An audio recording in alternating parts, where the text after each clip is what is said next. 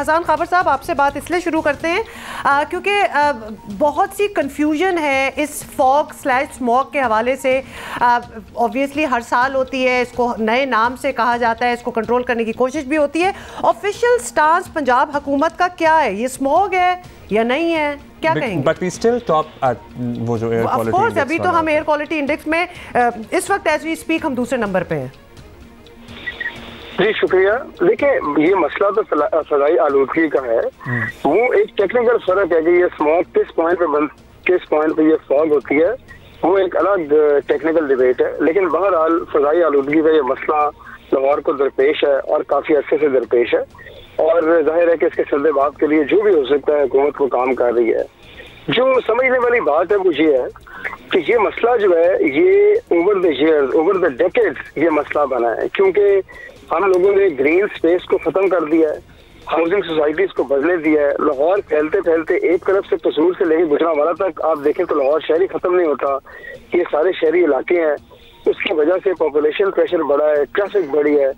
तो ये एक एक डेकेड करते करते ये अब ये हाल हुआ पिछले कुछ सालों में कि हर सीजन के अंदर लाहौर में ये बहुत बड़ा मसला बन जाता है। इसके सद्देबाब के लिए हम दो तरह से काम कर रहे हैं। एक वो चीजें हैं जो हम सीजन के अंदर करते हैं, शॉर्ट टर्म मेजर्स हैं, और उनका मकसद ये है कि मौके के ऊपर लोगों की परेशानी में ज्यादा से ज्यादा कमी हो।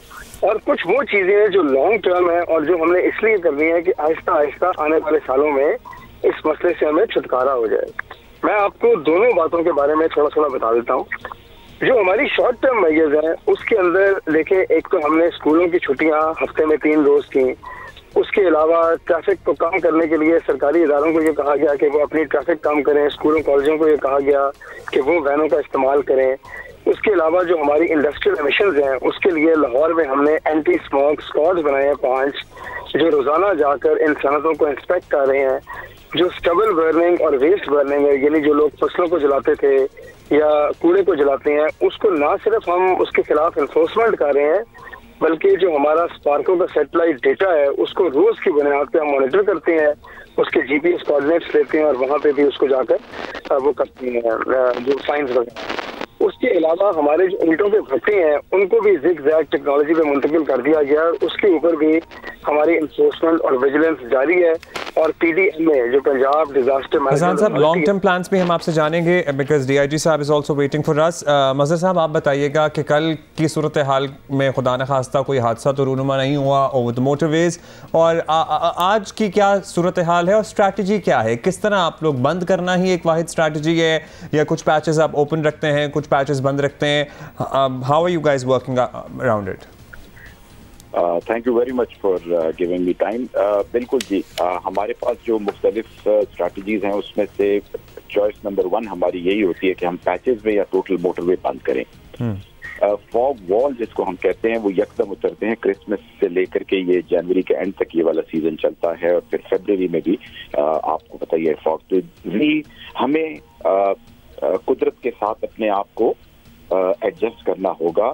हमें ये नहीं करना होगा कि हम ये दुआ मांगे और हम ये कोशिश करें कि कुदरत अपने आप को एडजस्ट करे। ये हमारे मुल्क का, हमारे इस जोन का एक परमानेंट फीचर है, हजारों साल से यही है।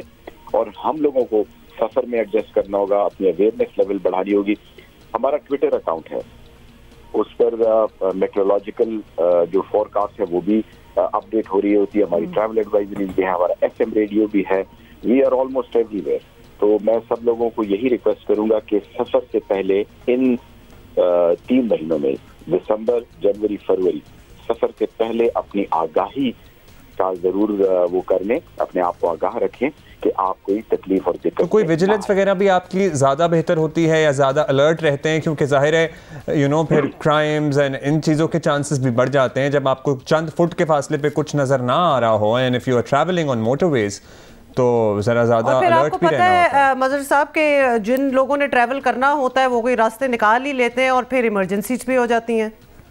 जी हाँ, यही हमारा प्रॉब्लम है कि लोग आकर के जहाँ पर हमने रोका होता है वहाँ पर बहुत ज्यादा प्लीड करते हैं कि उन्हें जाने दिया जाए। उसमें हमारी फोर्स भी इंगेज होती है, और जब हम उनको, अगर वो कोई ह्यूमैनिटेरियन बहाना कर भी दें, हम उनको जाने भी दें, तो आगे सर्विस एरिया में रुक करके खाना खा रहे होते हैं। तो हमारी यही रिक्वेस्ट है कि प्लीज अपना ख्याल, दूसरों का ख्याल।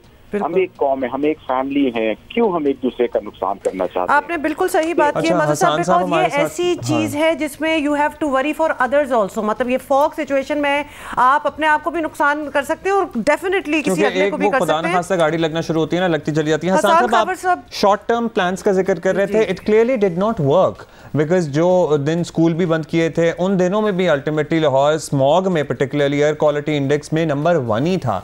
सो आप लोगों ने क्या कोई बैरून मुल्क से कोई एक्सपर्ट ओपिनियन मंगवाई है, कोई गाइडेंस ले रहे हैं? कुछ जो क्लाइमेट चेंज एक्सपर्ट्स हैं या क्लाइमेट एक्सपर्ट्स हैं उनसे पूछा जाए। एक तो लॉन्ग टर्म प्लान्स भी अपने बता दीजिए, और ये जो शॉर्ट टर्म प्लान किए थे इनका कोई खास फर्क पड़ा नहीं हसन साहब? देखिए, इनका फर्क पड़ा है। और देखिए, ये जो हम कहते हैं ना कि लाहौर नंबर 1 है, ये रोज के दौरान डिफरेंट जो औकात होते हैं उसके औकात में ये पोल्यूशन का लेवल चेंज होता रहता है। और किसी वक्त कोई दुनिया का शहर होता है, किसी वक्त कोई होता है, जाहिर है कि कहीं दिन में कहीं रात है। बहरहाल ये बात सही है कि लाहौर का शुमार इस वक्त दुनिया के जो आलूदा तरीन शहर है उनके अंदर होता है। इससे किसी शख्स को इनकार नहीं है। अच्छा, जो आपने कहा ना लॉन्ग टर्म क्या प्लान है और एक्सपर्टीज क्या चाहिए, देखिए वो तमाम एक्सपर्टीज जो हमें चाहिए हमारे पास मुयस्सर है, और जो नहीं होती वहाँ पे हम लोगों से बात भी करते हैं, इंटरनेशनल इदारों से बात भी करते हैं, बहुत बड़े डेवलपमेंट जो इदारे हैं हमारे मुल्क में हैं उनसे भी बातचीत चलती रहती है। देखना ये है कि इसकी वजह क्या है, स्मॉग या फॉग जिसको भी आप इसे कह लें। इसकी वजह सबसे बड़ी जो है वो व्हीकलर एमिशन है, एक तो ये बात है। और दूसरी चीज है आपका जो फॉरेस्ट कवर खत्म हो गया है, आपके ग्रीन स्पेसेस कम हो गए हैं, और ये भी बहुत बड़ा कंट्रीब्यूशन है।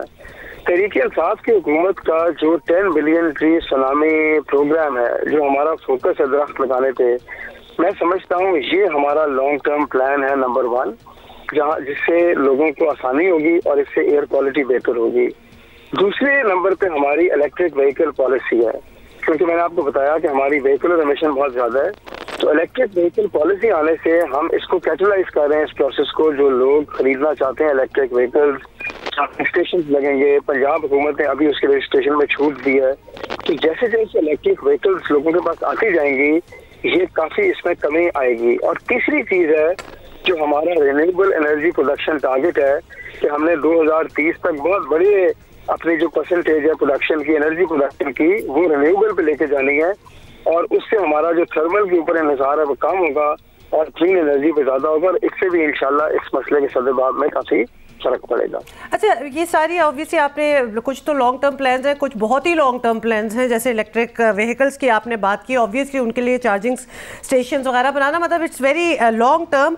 जब होगा तो बड़ा अच्छा हो जाएगा। मज़र साहब, फाइनली आपसे पूछना चाहते हैं, हम पॉलिसीज़ की अभी बात कर रहे हैं।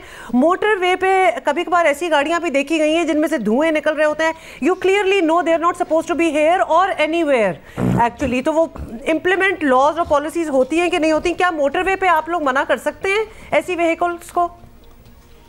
जी हाँ, हमारे पास कानून में इसका इख्तियार है। हम तकरीबन 40,000 दिन में टिकट देते हैं और इस तरह कोई 60-70,000 लोगों को एजुकेट और ब्रीफ करते हैं। लेकिन ये जो मसला है ये ख़त्म नहीं हो रहा।